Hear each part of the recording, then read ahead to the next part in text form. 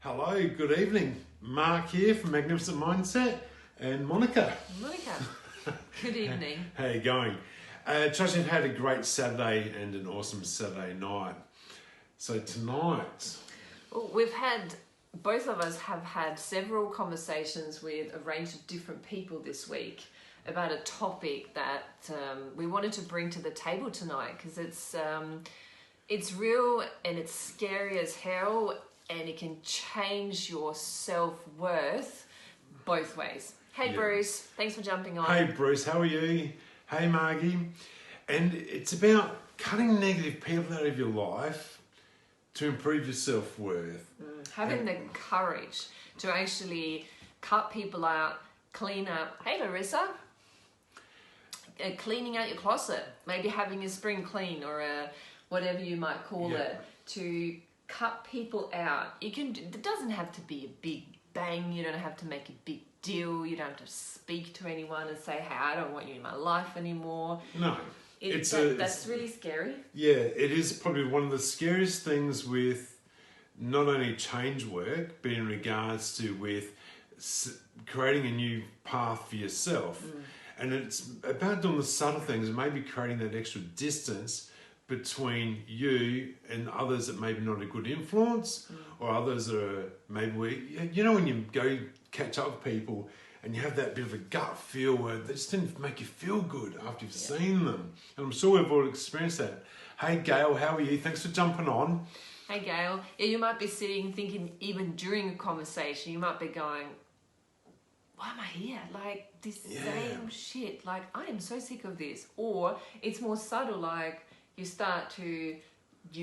thoughts start to drift, or like Mark said, afterwards you may not think about it in the conversation, but after you go, I don't know, there's something not right, or it's just churning inside of you. And you may want to stop this relationship, but you don't know how to because you're too worried about what everyone else are going to think. That is the biggest problem. Yeah, and we get it. Yeah, we do get it. And it's because we're not actually respecting our own boundaries and we're too worried about, well, what are they going to think? How are they going to feel? And not considering ourselves. And I know for myself, I've had to set up some boundaries, and I've done it with family, I've done it with friends. And I'll tell you, it's so far more empowering when I've actually listened to my gut, my own feeling. Hey Steve, thanks for jumping on, mate.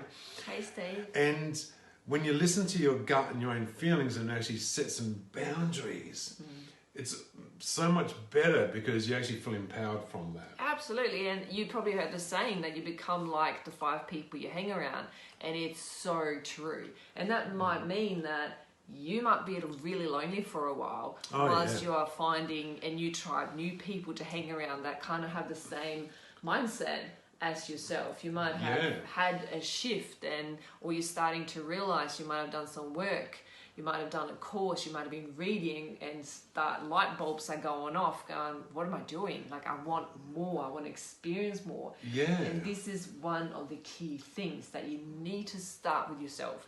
You need to start putting boundaries down, meaning having new rules for yourself, where you are willing to put up with, listening to, and being heard, being said about you, and the topics that goes around, all of that, which includes a relationship. Oh, most definitely.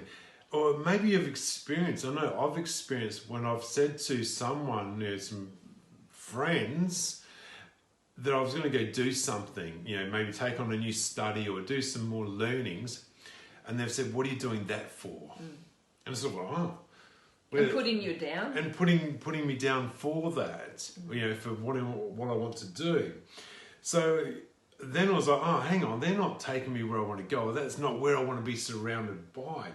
And it even happens in relationships where one of the partners or one of the people in the relationship may want to go do something new, a study, a sport, whatever it is. And the partner said, what do you want to do that for? And it's all well intended. We have feelings inside of being left out or going, what's going to happen if this person does this? So it's coming from like a fear. So we start unintentionally, unconsciously sort of railing the other person in, going, come on, stay with me, because I don't have the courage to do this yet or ever. I don't even know where we're going with this. So it's easier to sort of stay here where it's safe. Yeah. And it happens a lot. As in the other person is trying to bring the one who wants to go do something new, trying to bring them back. Yeah, like this is just way more comfortable down here. Like stay here, where we kind of might be a bit shitty, but we know our shit. Yeah. Whilst out there, it's uncertain, it's new, it's unfamiliar, it's something different. So have the courage when everyone else around you might be, when you're doing something that's different, that's new, that other people may not be understanding of, to go, hey, nah, there are some people in my life that I am slowly going to start to disengage, let go, whatever you want to call it. Have the courage to know that you're going to be okay. Correct. And that's the main thing about it.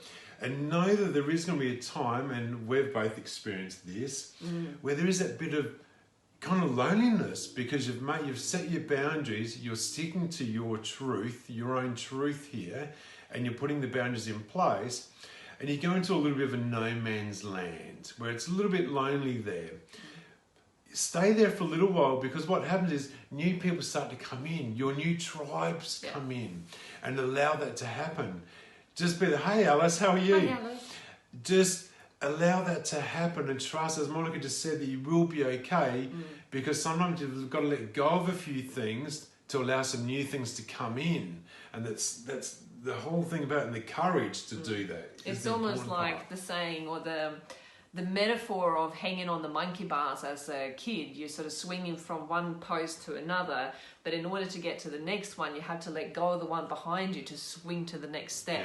Hey Karen, thanks for jumping on. So in order to get to the next monkey bar or whatever you call that, you have to let go to experience the joy of moving forward. So have the courage to cut people out of your life, knowing that you will be okay, asking yourself that powerful question, what is the worst thing that could happen if I'm going to cut someone out? Hey Troy, thanks for jumping on. Hey Troy, hang on, buddy. Getting out of cutting a relationship out of your life, knowing that, like, what is the worst thing that could happen here?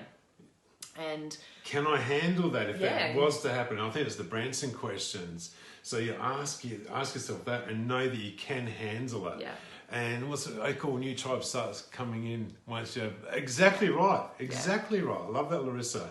Absolutely. So that's tonight's live. Yeah, let go of the monkey bar and swing forward and know that you'll be all right. Yeah, thanks for hopping on, everyone. Great having you all here. Have an awesome rest of your evening. Chat soon. See you guys.